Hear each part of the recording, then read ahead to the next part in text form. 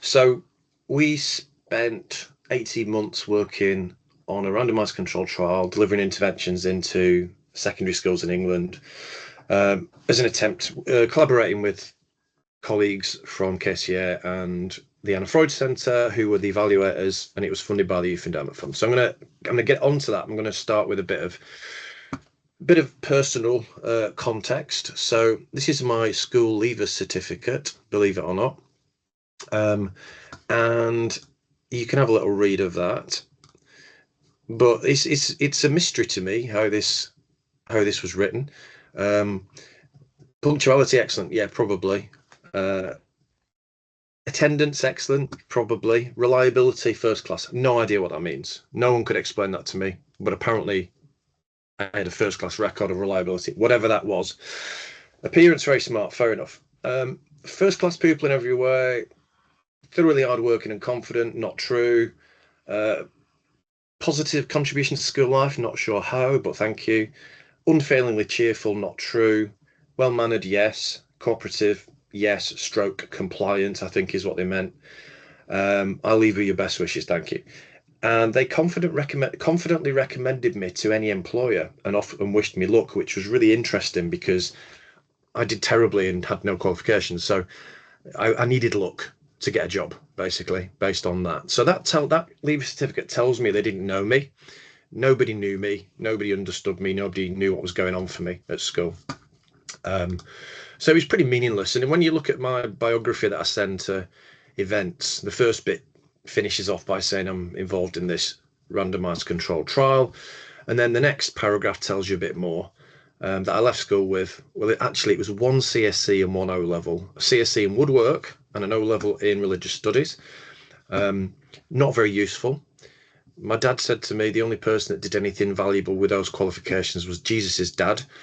And given that job had gone, I was pretty stuffed. So I actually did leave school with not many qualifications, very poor expectations, very low expectations of myself, actually, because I was told that I wasn't very smart and that I should probably get a manual job.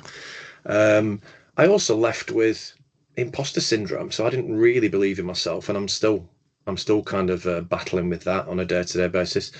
Um, I've had industrial amounts of therapy, which is still work in progress. But I do feel really strongly about applying trauma informed approaches and trauma sensitive approaches and good relational practice in educational settings because it shouldn't be that way. My experience would not be okay for my children, and I'm sure it wouldn't be okay for your children. I'm going to say a bit more about that. So I do care about this for very personal reasons. So I grew up in Wigan. School, you would hope, would enhance your life academically and socially and emotionally. It did none of those things. Apart from obviously, I had tremendous fashion sense, as you can see on the right hand side there. I think you'll agree. That's a pretty stunning outfit. Um, I experienced violence at school from teachers, shame, humiliation. That was kind of the control tactics I think that were adopted at the time. Um, yeah, and I didn't really fulfill my potential. I was told I wasn't bright enough to do any further education, and I couldn't get a job. I couldn't get an apprenticeship because I didn't have maths and English, which was a bit of a barrier. So I worked on building site with a friend's dad for a while, thinking that I wasn't really going anywhere in life until my dad said to me, "You'd better do maths and English. You'd better go and resit maths and English, otherwise you aren't going to get a proper job." So that's what I did. So my prospects were pretty poor, really. Didn't leave with a lot, but I did all right. And this is not me boasting. It's me saying, given with what I left school with and the advice that I was given, that you're not very bright, get a manual job. Certainly don't do further education. I did all right. So I was at a turning point in my life, and I could have easily continued with this belief that I wasn't really up to much educationally. So I'm going to return to this story later on. But I'll take us to the bigger picture. National context is that suspensions seem to be rising. I responded to a post on LinkedIn this morning, actually, from a head teacher who's saying, suspensions are not about punishment, actually, they're about a reset. And I said, well, it's probably not how it's interpreted by the child or their family. And actually removing a child from their relationships in school, it's hard to interpret that as a kind of positive intervention. But it's a complex issue. So I responded to that. But suspensions are rising nonetheless. Permanent exclusions are rising. Highest rise has been in primary schools. As you might expect, the most affected years are 8, 9, 10, and 11. And persistent disruptive behaviour is the most common reason. In the trial I'm going to tell you about in our discovery work, both students and staff cited disruptive behaviour as one of their biggest concerns and problems. So there was a complete agreement between students and staff that is a problem, and actually the way it's dealt with is not always effective. Children with special educational needs and no EHCP are 5 times more likely to be excluded than children without special educational needs. And we know that excluding children permanently increases the risk of their involvement in the criminal justice setting, and in particular of a custodial sentence by 33%. So we're seeing higher rates of absence nationally. Huge amounts of, 1.5 million children are not getting a full education. And then there are estimates that 400,000 children are just not in school, with 125,000 estimated have never attended school. And that's a 50% rise since the pandemic. So there's the bigger picture, and it's not really encouraging reading. And when we turn to the well-being of teachers, we know that, the headlines are newly qualified teachers stay in the job for an average of 5 years, which is quite depressing, I think. But these figures probably give us some of the answers, some of the clues about why that is. 78% of education staff describe themselves as stressed. 35% report burnout related to work. And 46% report insomnia or difficulty sleeping as a result of the burden of work. 79% of all teachers, all teachers and senior leaders, experience symptoms of poor mental health as a result of work. 80%, that's quite shocking. And 46% of staff feel their institution's culture has a negative effect on their mental health and well-being. So it's not an easy place to be. It's a tough job, and it's having an impact on people's health and well-being. So let's look at the kind of policy situation. So in 2018, there was a document that was issued to schools, mental health and behaviour in schools, and it talked about behaviour in the context of understanding the social circumstances that children were living in. So it talked about recognising the impact of trauma and how common that was, knowing and recognising that many children have experienced abuse, neglect, exposed to domestic violence, bullying, violence and accidents and injuries, and that actually disruptive behaviour was commonly linked to these adverse childhood experiences. So it was a kind of evidence-based recognition that these experiences are common in childhood, and they have an impact on your emotional state and your behaviour. DfE also recommended a whole school trauma and attachment aware approach, as well as thinking about that science in the context of designing behaviour policies. They also advocated for strategies to support children and avoid exclusion. So that was 2018.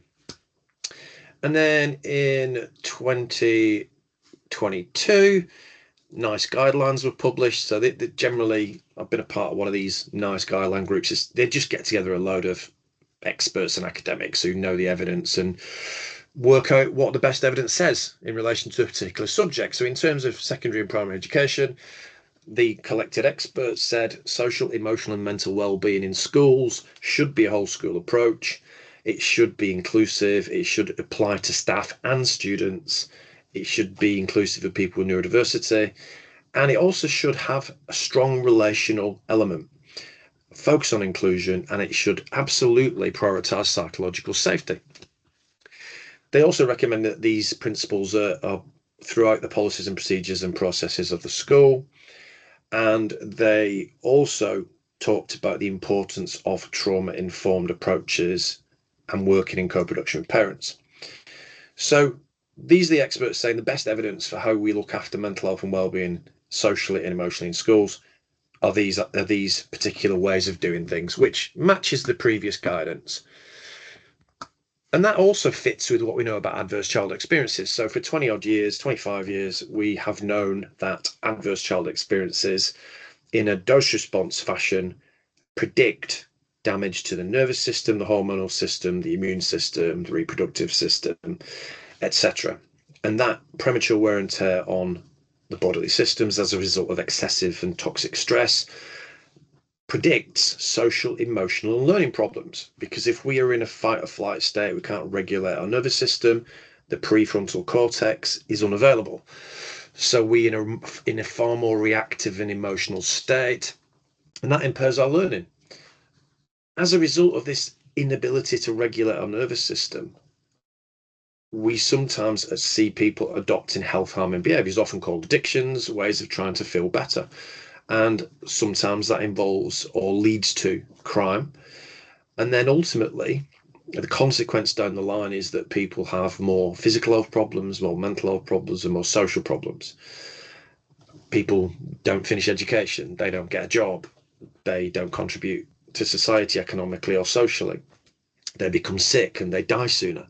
People with 6 ACEs compared to those who have none at a population level tend to die 20 years earlier than people without 6 ACEs, unless they've got lots of protective factors that compensate. So the policies from 2018 onwards seem to match the evidence base, but then in 2022, the document Mental Health and Behaviour in School removed the title mental health and just had behaviour in schools. So that's tumbleweeds there, which I'm very proud of that little animation. Took me a while, but we got there. And also in 2024, this document was revised. The reason there's tumbleweeds here is that all of those references to relational practice, to trauma-informed approaches, to inclusive practices, to avoiding exclusions, to attachment, all of those things disappeared despite the evidence. So it seems to me that we're in a strange place at the moment. And actually, this probably explains this sort of polarity that I see between people who think that behavioural approaches and trauma-informed, trauma-sensitive approaches are somehow not compatible. And I don't actually think that's true. So really important study that I think it's important everybody takes a look at. The study was called What Predicts a Successful Life? And it was a life course study done by Richard Layard and colleagues from the London School of Economics. They basically followed a cohort of children from, I think, born in 1970, so 55, they'd be 55 now. And they followed them through primary and secondary school, and they followed them up when they left school and then at the age of 34.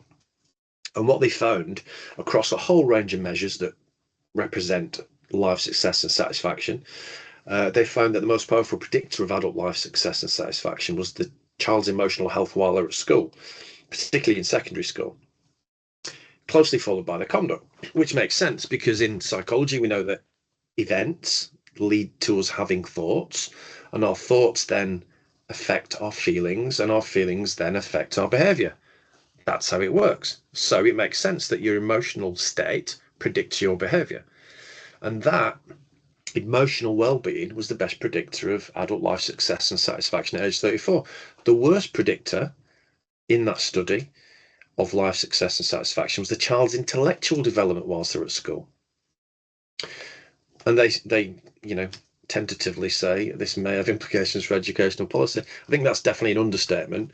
But what we see is that, maybe this balance needs a look. Maybe we need to look at the way we evaluate success in schools. It is more than academic attainment, of course. It is absolutely about social and emotional development. And that we've got to find ways of measuring that. And I get a sense that we're moving in that direction. I've been to a series of meetings at DFE about policy research, and there's definitely a sense that there's a desire to look at tangible measures of things that demonstrate success in education but aren't academic.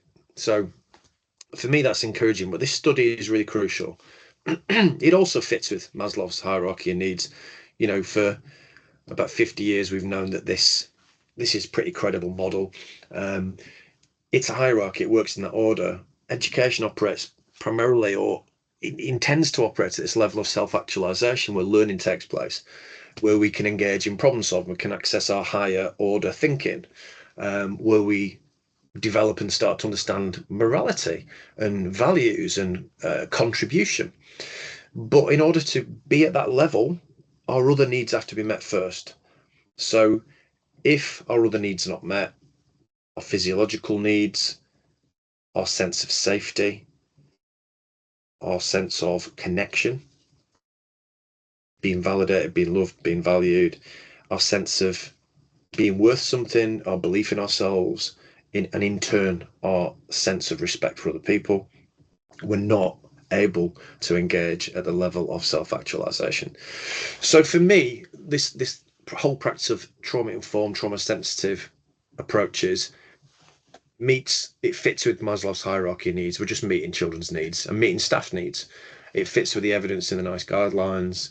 Current behavioural guidance doesn't really address those things anymore. So I think we've definitely got, more than ever, we need these psychologically informed approaches. So there's a lot written about trauma sensitive or trauma informed education, but if we're honest, we're right at the beginning of understanding what works. So trauma informed practice is very well developed in clinical settings, and we know what works for people who are traumatized. That's what I spent most of my career doing, is working with people impacted by trauma. We know what works, but in policing, in drug and alcohol services, in education, in healthcare settings, in acute settings, we're still learning about what works best. So that's why this trial was important. But I think there are 5 fairly safe assumptions that we should make in education. Number 1 is children will have experienced ACEs. So we know in England and Wales, half the population experienced at least one adverse childhood experience growing up, and 1 in 10 people experience 4 or more.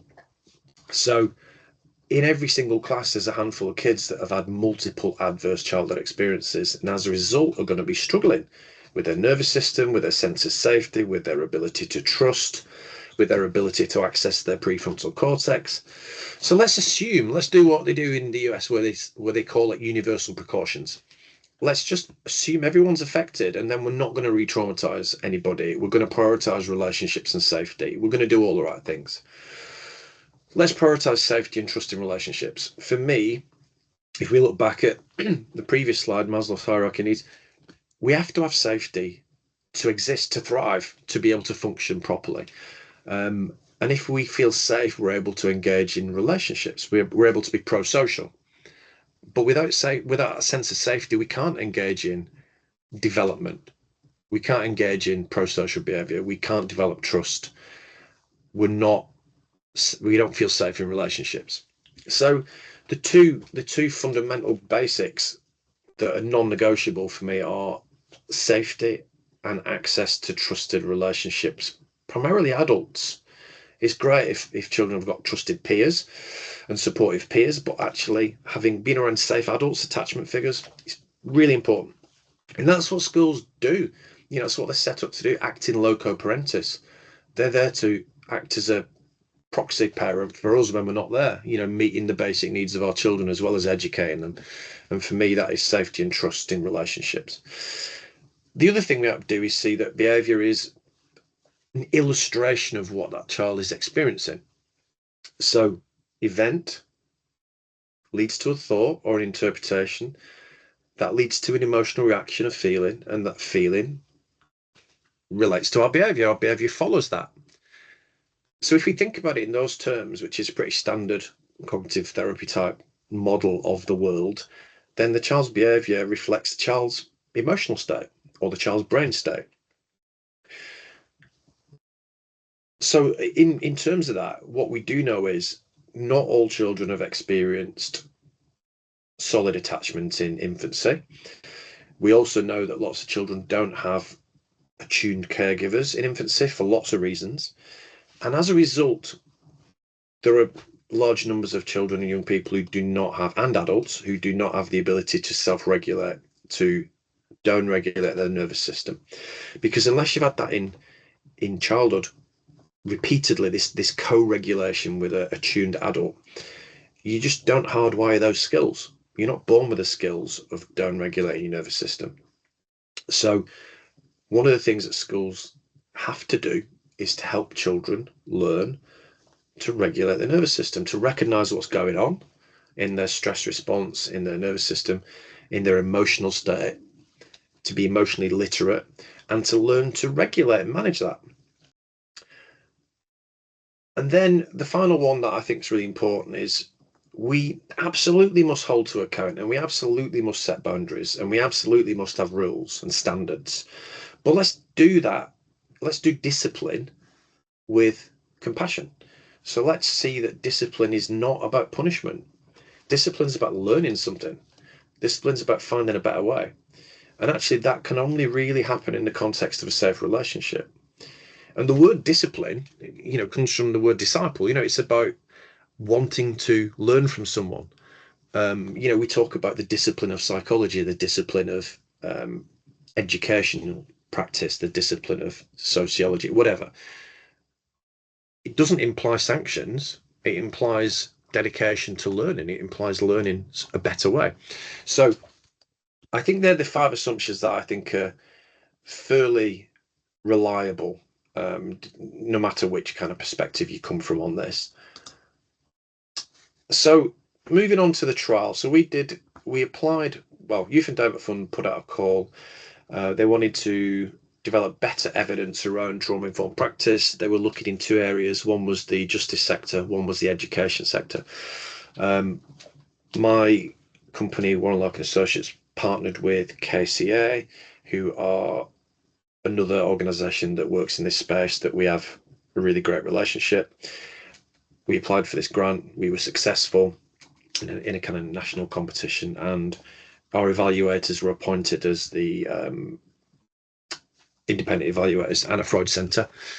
And we called the trial More Good Days at School, which I'm really proud of that title, because I think it says it all, doesn't it? We want children to have more good days at school. I look back and I think I probably have more bad days than good days. That's not what we want. We want children to feel great about going to school. So the research question, the primary outcome was, because Youth Endowment Fund is kind of set up to focus on reducing youth violence, the primary outcome, which is kind of the one furthest away from us, which is sort of counterintuitive, is how effective is the implementation of trauma-informed practice in preventing young people becoming involved in violence.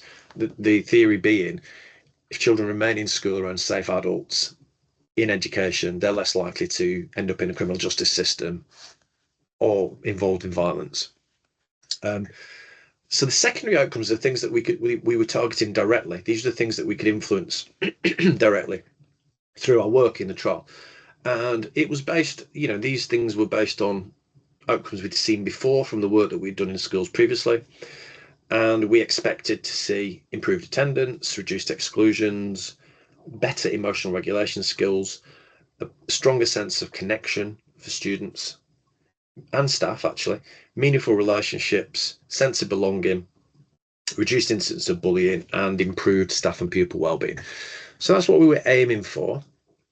And there was already some prior evidence that, broadly speaking, trauma-sensitive approaches like emotion coaching and trauma-aware schools program had really positive results. So we saw from these 2 studies that having this safety that we talked about, this perception of safety directly impacts attendance. If you feel safe, you're more likely to be in school, to go to school. Feelings of safety reduced antisocial behaviour because people are not in their fight or flight response, and that had a positive impact on exclusion rates. And for staff understanding the neuroscience of stress, that was helpful to both staff and students and contributed to staff retention. What else? Yeah, so there was some really positive prior research that told us we were on the right track here. So the 2 fundamental principles we wanted to make non-negotiables for this were having a sense of safety and having positive trusting relationships. So our program really focused on school staff having a better understanding of the impact of trauma, adversity, and resilience. Also focused on enhancing the pupil-teacher relationship as the kind of mechanism for that safety and for that optimizing learning. And also promoting relational approaches for dealing with challenging or dysregulated behaviour. And then we were really keen to make sure that we placed as much emphasis on staff well-being as we were on student well-being. So we put some stuff in there around building the resilience, protecting the resilience of staff, because obviously, if you're depleted and you're tired and exhausted, you've not got much to offer emotionally to other people, to others, to children. So we wanted a whole school approach. We tried to recruit in a very conscious way, and we provided a readiness assessment at the beginning to make sure everyone knew what they were signing up for, and that it was a whole school commitment. And here's what we actually delivered. So we started with what we call collaborative inquiry, which was basically focus groups with a representative group of staff, and confidential surveys with the rest of the workforce and all of the students in the school. So that led to a report for every single school that we call an insights report. So basically, it was the voice of the staff and the student body, and they told us what their experience was, what their wants and needs were, what their ideas about problems and solutions were. So it was a really helpful snapshot of where we were starting, because we know that across the country the contexts are very different, the issues are very different, and we wanted to not assume that. We wanted to understand what was going on for people on a day-to-day. And we're currently writing up an integrated report of all of those individual findings from each school. We're bringing them together into an integrated overview, and we're going to be publishing that in the new year. We'll probably do I think they call it some sort of learning event with Youth Endowment Fund. We'll make it known. And then in terms of whole school training, over 3 terms, we delivered a 2-hour session on attachment and relational practice, 2-hour session on trauma recovery, and 3 hours on emotion coaching, which I think is a really powerful evidence-based technique. And then for the SLT, the senior leadership team and pastoral inclusion leads, over 5 terms, we delivered these specific interventions. So we delivered training on therapeutic ideas and skills for school leaders and specialist practitioners. That was half a day. Structured reflective practice, self-care and avoiding burnout, 2 hours. Building and maintaining community resilience, 2 hours. And then we went on to deliver reflective practice consultation groups. So SLT had 3 1.5-hour groups, and pastoral inclusion leads separately had 3 1.5-hour groups, which were really impactful. And I'll say a bit more about those things shortly. And we also had some time to support the school in aligning their policies, practices and procedure documents. So it was a lot of time, actually. It was 28 hours over 19 months. And on reflection, if we were doing this again, I think we would probably slim that down a little bit. It was a lot to fit in. We did a lot of flexible adapting to make it consumable for schools. We kind of broke it into smaller chunks sometimes. We recorded some of it. We did some of it live. We did some of it offline. So I think realistically, we are actually working with other schools outside the trial now, and we've kind of slimmed it down to the essential ingredients, and that seems to be going down really well. So the collaborative inquiry was like the as-is position, the current snapshot, and we ended up in the end with something like 70 schools, 35 in the intervention, 35 in the control. Every school got this individual report, and it was kind of centered around 10 key questions. I'll say a bit more about that in a second. And it gave us some real great insight before we started working with each school. So I've not got time to focus on the staff and the student findings. I'll just give you a quick sense of what we were asking. For students, things that we knew in the research predicted positive outcomes, like participation in regular activities, was very protective. So we asked about that. Having access to trusted adults, another really protective factor. We wanted to know about that. Sense of safety, again, we'll explain why we're interested in that, and we wanted to know more. Also, we were curious about whether students felt they received the emotional care and support they needed. Again, based on the research, the life course studies that say that is the best predictor of adult life success and satisfaction, and what gets in the way of your learning. Finally, we wanted to know if you're stressed or struggling with your mental health at school, who do you approach? So there's some of the kind of highlights, and there were lots of free text options as well. So we've got a lot of qualitative insight too. So here are some headlines. So we're looking at 8,323 confidential responses from students in secondary schools. Is there a trusted adult in this school you could talk to if you need help or support? 63% said yes, and 36% approximately said no or not sure, which is obviously really concerning, because the answer to that should just be yes for all students, of course. And then when we asked about activities, we see that lots of students did take part in something inside or outside of school. However, 36% said they took part in no regular activities whatsoever. So that for us was we saw that as an opportunity. So we fed that back to schools. And, in terms of the resilience research, we know that regular activities, in particular, things where you're doing things with other people in a social setting around safe adults, feeling connected, really valuable, really protective. So that's an opportunity for those 36% of students. Do you feel safe at school?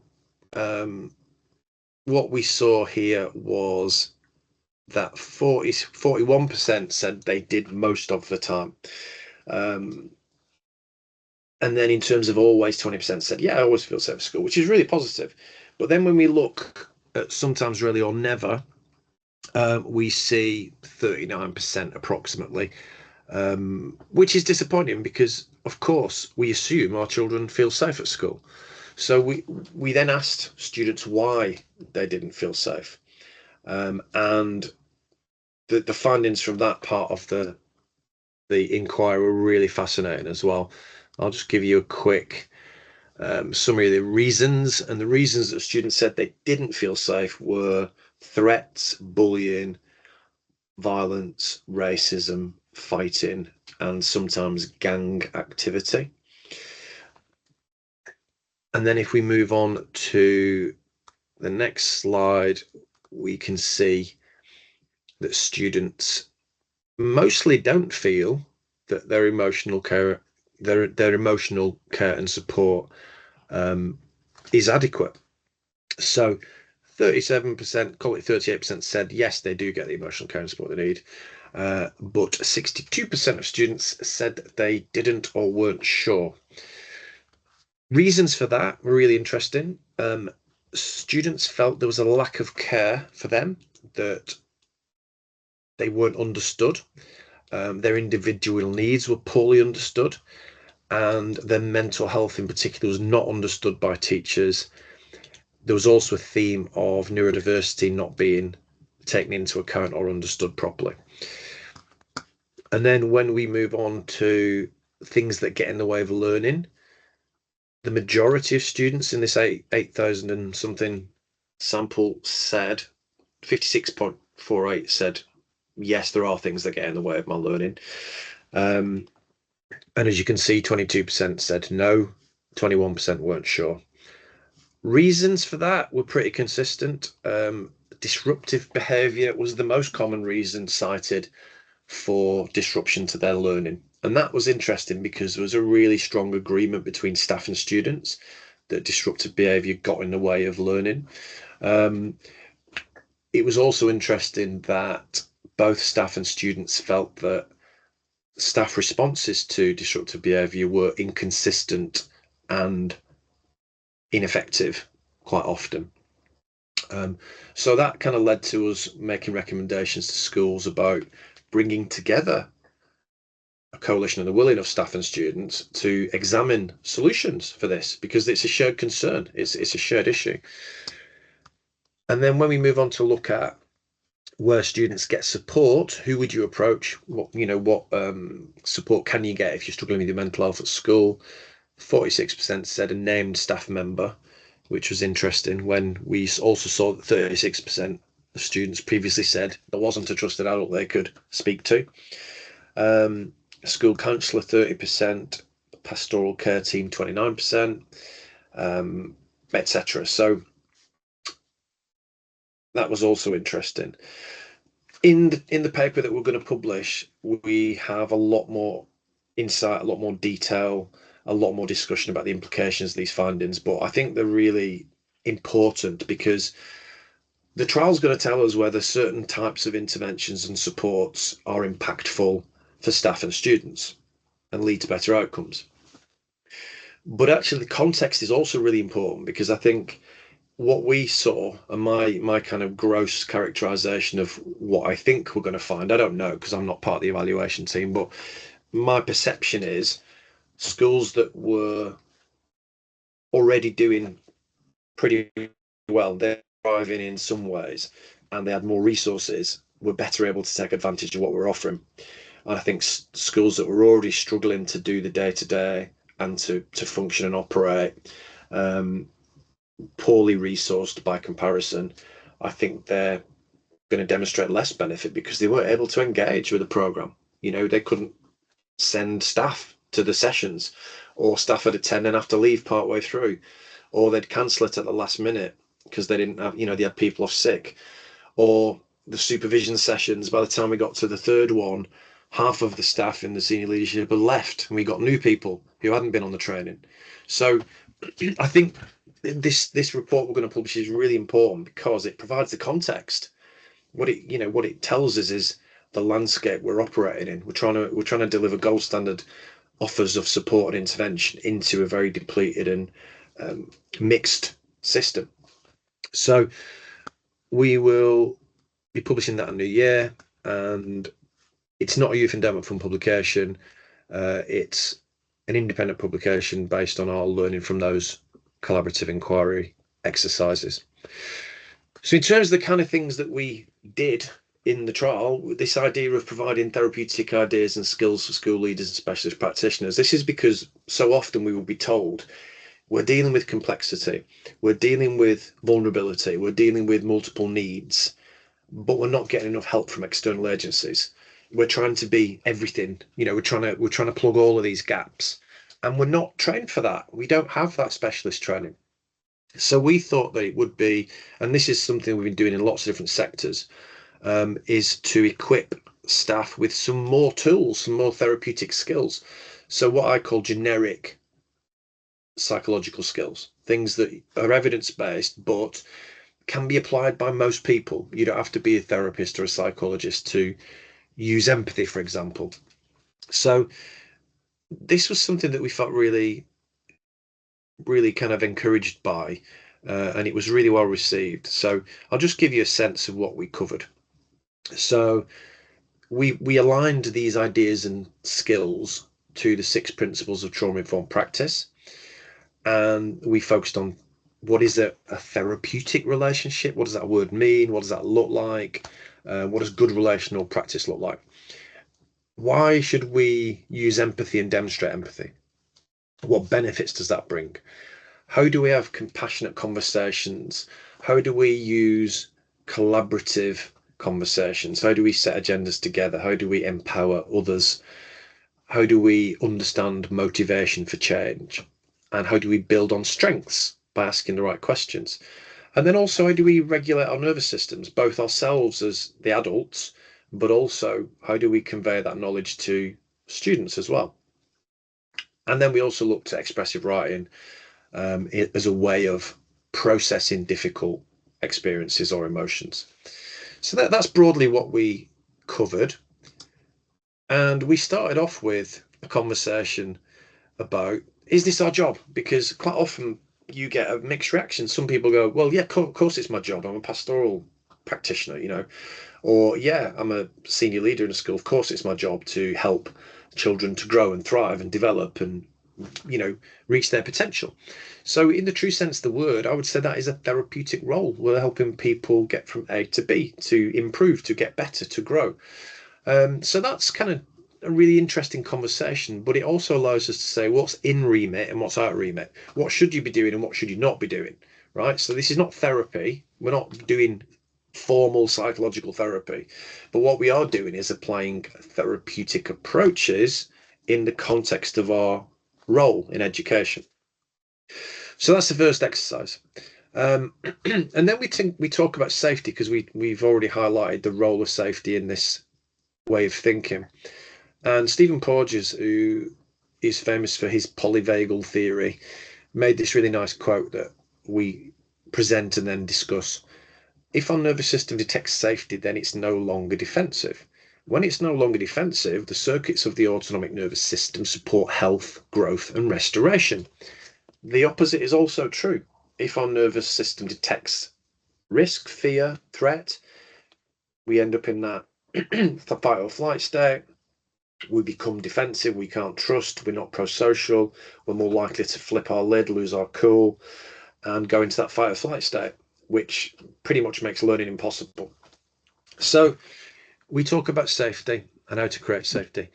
In terms of the specific things that we cover, we spend some time thinking about what promotes good relationships, what helps us engage, what helps us have a therapeutic space, how to use collaboration, how to share power and co-produce by using agendas, the benefits of demonstrating and practicing empathy, breathwork techniques, writing techniques, motivational approaches, and strengths-based questions. And then also looking after ourselves while we're doing this. So we make the point that when you look at psychosocial interventions, around half of the benefit of those interventions is attributed to the quality of the relationship. And there's research into this across lots of different disciplines for about 50 years. And there's real consistency in that. And what it tells us is that basically, if we think the person that's helping us, if the relationship is satisfactory, generally that relationship conveys benefit to that person. If the person says, yeah, my judgment of that relationship is neutral, they tend not to benefit. They stay the same. And if the person says, yeah, my relationship with this person is unsatisfactory, those people tend to get worse. They tend to be harmed by that relationship. So that's a really important concept. Actually, it's our relationship that does the work. It's our relationship that is the basis of trust, growth, learning. And one of the things that helps us have that kind of quality relationship is empathy. So empathy is the kind of opposite of fixing it. So we're all, I think certainly my experience is that I was trained in a way that made me feel like my job was to fix things. My job was to problem solve. My job was to get to the answer. And a lot of us are wired that way because of our training and because of our work. So actually, trying not to do that is quite difficult. So we practice empathy. We practice really positive listening, really high quality listening. Um, and there's a reason why we practice empathy, and that is because there's loads of evidence that it builds relationships, that it's calming to the nervous system, that it helps us connect.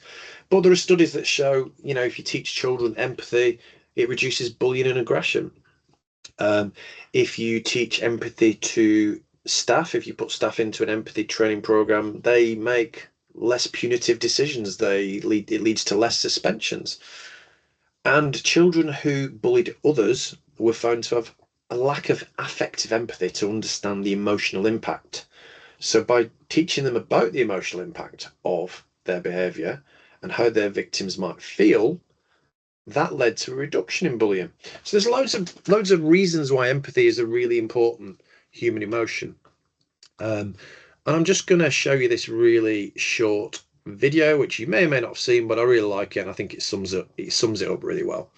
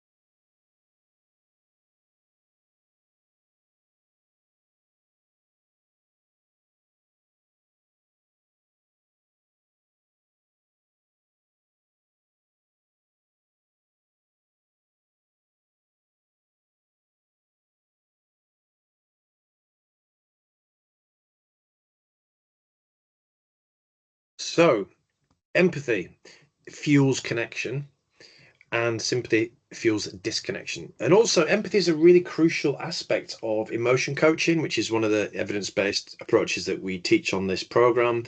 And it's also a really crucial component of non-violent communication. It's a crucial component of so many therapeutic approaches because it promotes this connected um, interaction between humans. It conveys understanding. It cements our sense of someone caring about us, someone feeling that we matter, someone taking the time to genuinely listen and reflect back what they're hearing to show us that they are understanding our feelings and our needs. And there's nothing more important than that when someone's feeling distressed, dysregulated, upset. And it's a really crucial skill, but it isn't something that we're necessarily good at. You know, we a lot of our training kind of drives us away from this towards problem solving. So we practice that. Not only is it good for connection and regulating nervous system, but it's also really good in situations where we need to de-escalate. So this was a situation with a young man that I was working with therapeutically, and this young person, anyway, I'd seen him a couple of times, but I said to him, look, I'm going to make some notes in our meeting. I always do that because then I can remember what we covered last time, and I'll give you a copy as well so you can remember what we've covered as well. At which point this young person stood up aggressively, shoved the table out of the way and started pointing at me. You think I'm daft? You think I'm not going to remember it? You think I'm an idiot? And I was like, ooh, okay. Wow, you seem really angry. Are you worried that I think, that I've got low expectations of you because of what you just said? You know, it sounds like you think I'm looking down on you in some way. And he said, well, everyone talks down to me because I'm struggling and I can't fit in. So I said to him, you're feeling angry and upset because of how people speak to you and you want to feel respected. And he said, you're still angry. And he said, I deserve respect like everybody else. I'm clever. I'm not a bad person. And I was totally relating to all of the things that he was saying because I felt like that at school as well. So it made it a little bit easier for me to empathize. And I said, well, I agree. You do deserve respect. It sounds like you don't trust that I'm going to treat you with respect and that I'm going to see that you've got qualities. And he said, well, no one else does. Why would you be any different? At this point, he's kind of becoming calmer and he's sitting down. And I said, well, look, would you give me a chance? Let me show you that I'm going to treat you respectfully. When you get to know me a bit better, you're going to be able to decide if I'm somebody that you can trust and whether we're going to get along. And that just kind of took the heat out of the situation. But it would have been very different if I'd said to him, not acceptable. This is not how we conduct ourselves in this meeting. I'm refusing to see you. I'm going to report you and I'm going to make sure that you aren't able to come here again because this is just not acceptable. I won't be shouted at. That would have escalated the situation, but it is counterintuitive. But I remembered, listen for his feelings, listen for his needs, and reflect those back. And that's all I could do in that situation, but it was really powerful. So empathizing is really about listening, identifying trying to identify what that person's feeling, reflecting that back, and listening out for their needs. So it can be a really powerful technique in so many ways. So we do spend some time practicing empathic listening and empathic responding. We then talked in the list of things that we deliver: structure, reflective practice, self-care, and avoiding burnout. So obviously we want staff to be happy in their jobs. We want them to feel supported and looked after, and we want them to stay doing this job that they signed up for, that they aspired to do, that they loved, and we want them to carry on loving it and carry on doing it, because one of the things students said to us was it's really difficult when they see turnover of staff. They try and build a relationship, try and build trust, try and understand how things operate for that particular teacher, and then they disappear. It's not a great experience for anyone, for the staff member or for the student. So we think it's really, really important to think about the well-being of staff as much as the well-being of students. So in this particular session, we look at different ways that we can support our emotional well-being and resilience at work. We think about reflective practice as a part of that. And we demonstrate it in this session as well. We role play it. And we also talk about compassion fatigue, burnout, secondary trauma as a result of the job that we do. And we talk about how that shows up, how we can measure that, how we can spot the early warning signs, what we can do to mitigate it, and how we can stay healthy and resilient. So we do some resilience planning as well. The principles are that it should be proactive. What we don't want to do is wait until things are incredibly difficult where people are on the edge of quitting before we give them the right help. It should be a proactive exercise, not a crisis-based exercise. And it should be prioritized. It should be, this is a really important part of your job. It's going to happen in school time. It's going to happen in a protected way, and we're going to prioritize it. And it should also model the model, so it should feel safe. There should be a degree of trust in that group. It should feel collaborative. People should feel empowered and valued. And it should be a place where people are sensitive to each other's needs. But it equally should be a place to unburden and process the stress of the job. Because what we want people is to go away feeling unburdened. We want people to go away feeling connected, validated, seen and heard, and supported by their colleagues. And we also think about stress as a part of the job and how we manage that. And finally, we would always make reference to the things that we can do to try and stay healthy whilst we're doing the demanding roles. So I'll just give you a quick summary of how it works. We would have a facilitator. In the trial, it was ourselves. We would have one of the SLT members or one of the pastoral team presenting an issue that they want to bring to the group. The rest of the group will be the participants, and then someone would agree to keep time. So it follows a pretty, a pretty standard formula across all kinds of therapies and all kinds of professional practice. There are models that look a little bit like this.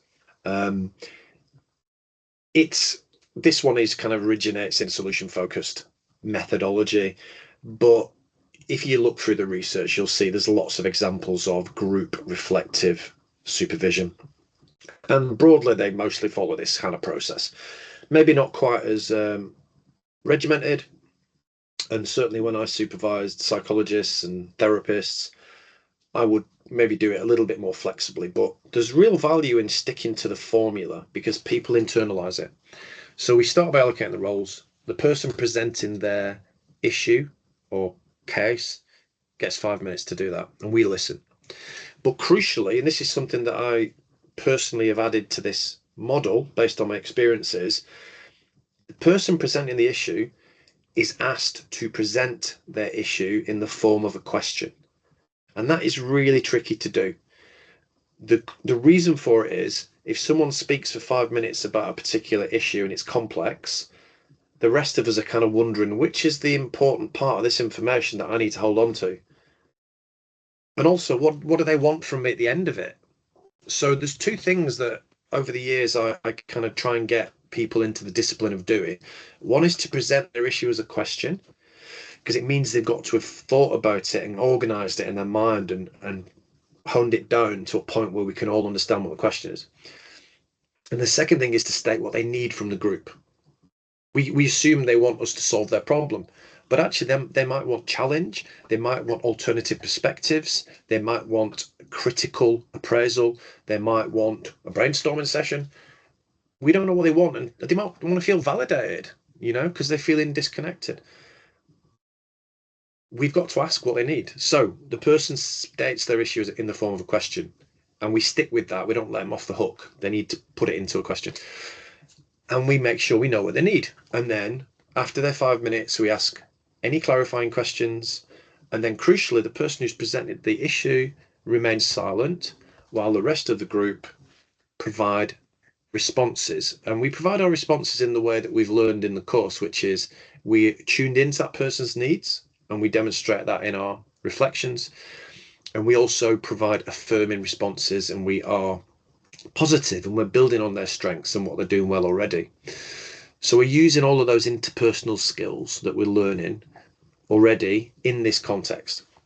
And they listen and they receive it. They don't respond, they just listen. And then they have 3 minutes to feed back to us how that's landed and what they think about it and what they're going to do about it. And then after that 3 minutes, the facilitator sums up. That's it, 20 minutes. So in an hour, we could do that 3 times if we're really efficient. In an hour and a half, obviously, we're going to get through that 5, maybe 6 times, depending on, how efficient we are and how long the cases are. But it's a really powerful process. And what we've seen is that a lot of the schools that have taken part, after the 3 sessions for the SLT, after the 3 sessions for the pastoral team, they've carried it on. And for me, that's really powerful, because the theme is they're all incredibly busy, incredibly burdened. They're doing, a lot of hours beyond what they're contracted for. So the fact that they're making this a part of their practice every month, that it's an extra thing, but it's a really valuable thing, is really powerful. Quite often at the beginning, we would see some resistance or ambivalence. Do we need this? We're all very busy. We haven't got time. We're doing okay. But actually, when we get people to take part in it and we role play it in that session about stress, people have a bit of a light bulb moment. And one deputy head teacher was very resistant at the beginning. And when we wanted to role play it, we asked if he'd volunteer, and he was quite happy to bring something. But we kind of knew that he wasn't really wasn't sold on the idea. But after the 20 minutes, there was a massive change in his attitude and his perception. And he said, that was the best supervision I've had in 15 years. I feel like I've carried so much, and I wasn't expecting that. And what he saw was that his colleagues were there for him, that he wasn't on his own. He wasn't alone with this burden, and that other people are struggling with the same kinds of things, and that it was okay for him to talk about that and make himself a little bit vulnerable. And as a result, he felt supported and unburdened, and like his colleagues were there, and he felt more connected. So I've got so many examples of these kinds of experiences from staff taking part in these sessions. And the wonderful thing is, it's not massively time consuming. It's not rocket science. There's no waiting list for it. It's easy to learn with a little bit of modeling, a little bit of practice. So I think, for me, that's a real win. And I hope that comes out of the evaluation report as well. So to finalize in my last kind of minute or so, that is an incredible haircut, isn't it? It's just, oof, wow. But anyway, what I want to say at the end is, a trauma-informed school did change my life. So did I go from having like a CSE in woodwork and an O level in religious studies and digging cement, and then being told I wasn't smart enough to do further education. What happened? Well, I went to this other school to do maths and English. And I was actually really surprised that it felt really different to the previous school. None of the teachers hit you. They didn't shame you. They didn't humiliate you. It felt calm. Teachers approached discipline with a kind of understated, authority. It wasn't in your face. There was no intimidation, no shame. I felt safe. And because I felt safe, I started learning. And I passed Maths and English in 3 months, which was amazing, because I had 5 years having a go at it before, and I didn't do very well. And I felt a part of a community as well. It was a real weird thing. I'd never felt a part of school before. I'd always felt like I was like surviving it. And expectations and boundaries were really clear. They had a lot of discipline. It was very disciplined. And I was actually disciplined by the head of sixth form at one point, but he did it in a really nice way. And I just felt it was a respectful conversation, but I was really clear about what was required. And ultimately, it was both relational and academic. It was both of those things. They weren't trauma-informed in the sense they didn't know about neuroscience, and they didn't know about the impact of childhood adversity and all that, but they did a lot of things really well. They did the 2 things that we focused on in the trial: safety and trusted adult relationships, brilliantly. They did both of those things brilliantly. And that was enough to turn my life around. It was enough for them to say to me, why are you not doing A-levels? You're quite smart. And I'm like, wow, they told me I wasn't smart at school. I don't think I can do A-levels. No, you should try A-levels. You're very smart. I'm like, okay. So I did A-levels, and I ended up going to university, and I'm here talking to you guys. So that school changed my life. And I think it was because I had relationships with supportive teachers who cared and made me feel valued. I felt safe. My emotional well-being improved. And as a result, this part of my brain that does all the complicated thinking became available and I started to achieve. So my life was changed by this school. So that's why I'm really passionate about this kind of work. And I'm really privileged to be drawing on my own personal lived experience, but also my academic and, you know, practical experience of working with trauma and adversity for the staff and the students that we're working with. So there's a little snapshot. The formal reports will be coming out early in the next year. But for now, thank you for listening. I hope it's been interesting. I think we've got time for some questions. Yeah, thanks, Warren. That was really interesting. Made me reflect on a few things myself. I remember my geography teacher writing on my school report, "I'm surprised this girl finds her way home from school." Oh my God. No. Harsh. I was harsh, but it Yeah. entertained my mum for many years to come. Yeah. Yeah, I can bet. In retrospect, yeah. Thank you. Have we got anybody who wants to ask any questions or put any comments in the chat that I can say, that I can raise with Warren? Everybody's a bit quiet today. I know everyone's tired. I'm sure I'm not going anywhere until someone asks a question, though. I'm just Yeah, come on, guys. just putting that out there. Would you share your presentation? That's I'm sure we will share our presentations with everybody. Absolutely, yeah, absolutely, we will. Yeah, thank you. Oh, Can I Alan. bring in Alan? Yeah. Sorry, just unmuting myself. Thank you so much. That was an amazing talk. Really, thanks, really Alan. brilliant. I suppose my question is, it sounds like the best thing that could be done is a really big sort of national approach to have this more sort of trauma-informed whole school approach in schools, in all schools. Would you agree with that? And does that sound?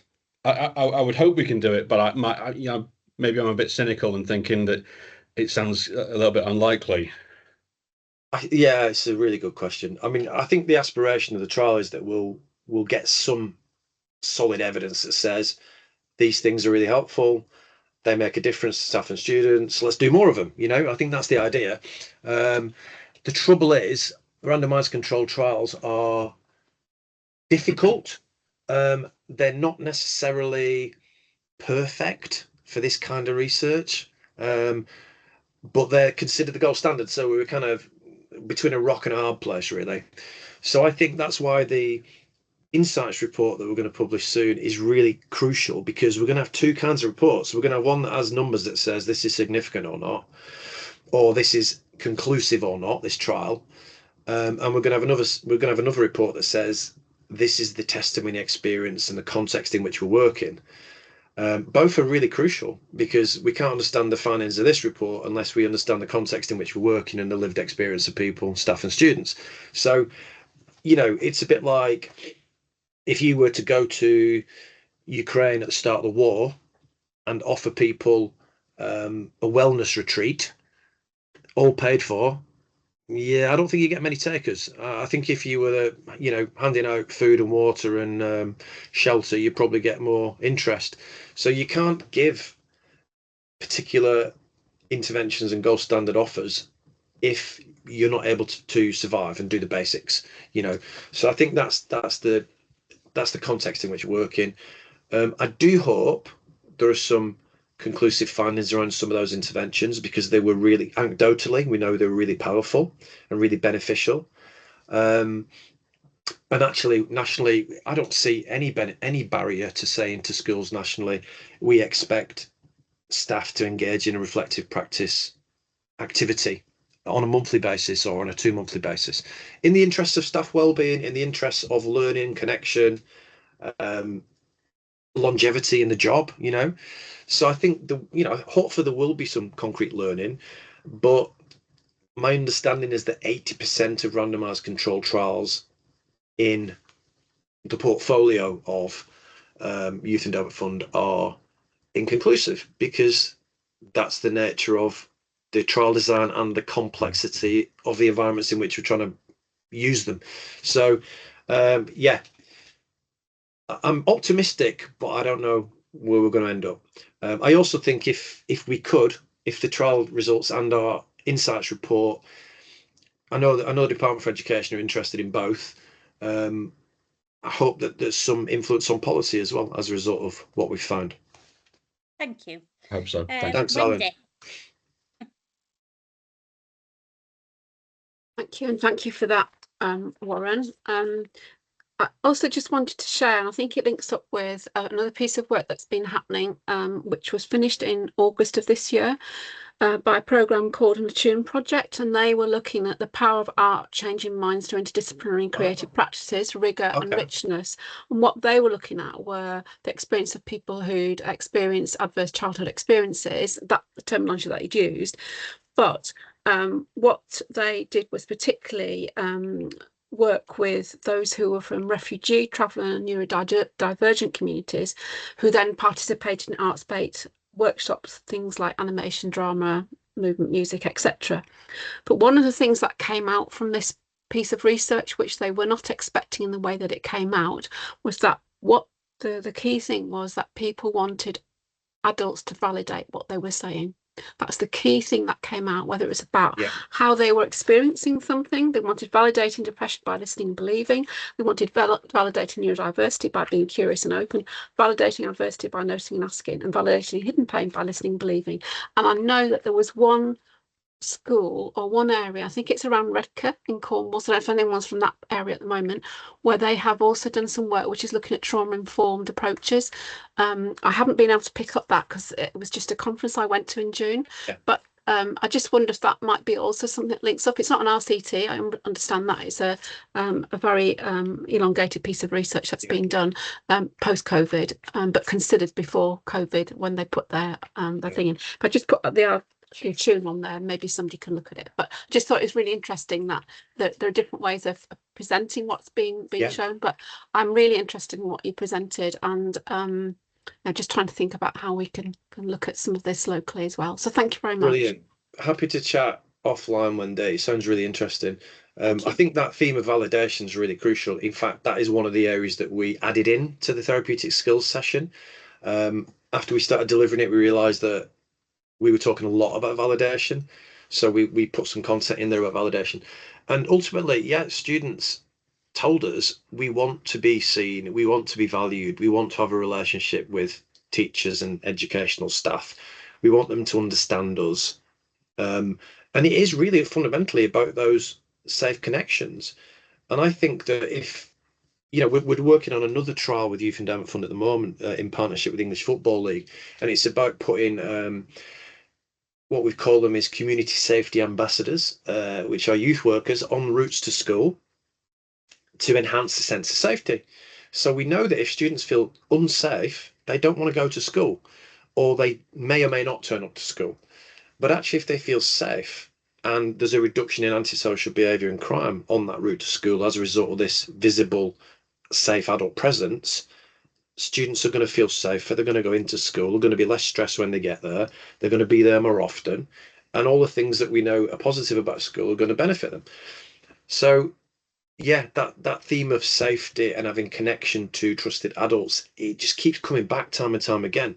And I think one of the things that I hope Department for Education see as a result of our insights report is there's a big gap in the fact that students don't, significant proportion of students, 36%, don't feel as a trusted adult they could approach if they had a problem, and 39% rarely or never or only sometimes feel safe in school.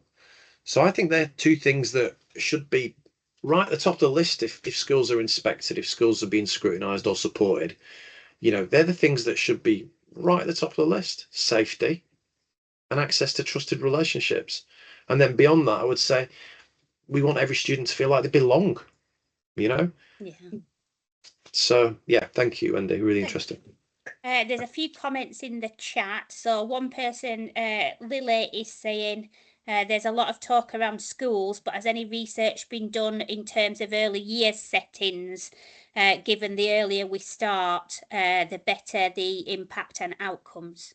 Yes, there's a lot of work done in the early years settings. There's a couple of public health reviews one by Public Health Wales, one by the Centres for Disease Control and Prevention, on how we can prevent and mitigate the impact of adverse childhood experiences. There's an appendix in the back with about 200 different interventions that are all evidence-based. There's a huge amount we can do in the early years. We also recently have been training, well, for the last sort of 20 years, we've been training health visitors to ask women at antenatal visits before birth if they've experienced any adversity in childhood themselves. And when you ask those questions, they tend to tell you, and they can say, actually, yeah, my childhood was pretty poor, and I'm a bit scared of becoming a parent because I don't really know what good looks like. Maybe I need a bit of help with that. So that is an amazing opportunity. We've also trained staff in children's centres. We're working with family hubs in London at the moment. And yeah, huge potential for prevention, primary prevention, secondary prevention. And, you know, the best money we can ever spend is supporting families and parents to raise their kids, you know. Excellent, thank you. The other thing is we've got something from Denise, who says, apart from emotional coaching and supervision as well as psychological education, what else did the programme do? For example, did the schools need to do anything themselves? Well, yeah, the idea was that we were supporting staff with this additional knowledge and these extra skills. They were putting them into practice on a day-to-day. And then when they came to the reflective practice sessions, they were able to explore that with us and embed their learning, consolidate their learning, hear from each other, and change practice. And, you know, we met with quite a lot of staff after this trial, and they were telling us that their practice has changed.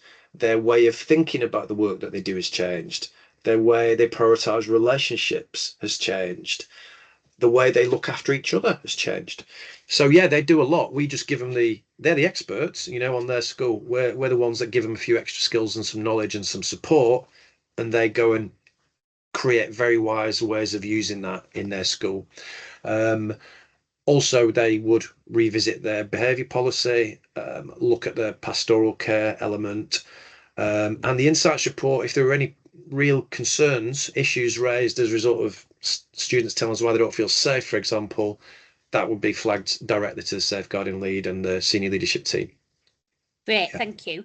There's a couple of people in the chat who said they would appreciate a conversation with you offline about some of the work. So absolutely, we will pass those details on after the session. Definitely. Also, Fiona in the chat's offered to share some resources that could help some of these questions. So if okay with Georgina, we'll share that with the attendees from the discussion. And I noticed some references that you made, Warren, to some of the things that you're going to be bringing out soon as well that might help. So if you could or happy to share those with ADPH, we can make sure they're available as well to people. Yeah, would love to. Thank you. Yeah, happy to have conversations offline. More than happy to connect with people interested in this, and happy to share those references and resources. Yeah, brilliant. Thank you. Yeah. So thanks again for a really interesting session, Warren. I've definitely learned quite a lot as well, and I think the presentation was excellent. Thank you so much. I just want to remind everybody we've got another webinar that we're running again with Warren on workforce wellbeing, which is on Tuesday the 13th of January, looking at work-related stress, providing advice, looking at signs and symptoms of health-harming forms of stress and how we as leaders and practitioners can take care of ourselves and our colleagues.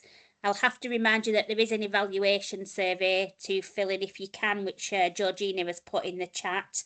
But until then, thank you very much for all your time, and I hope you all enjoy the break and have a good Christmas.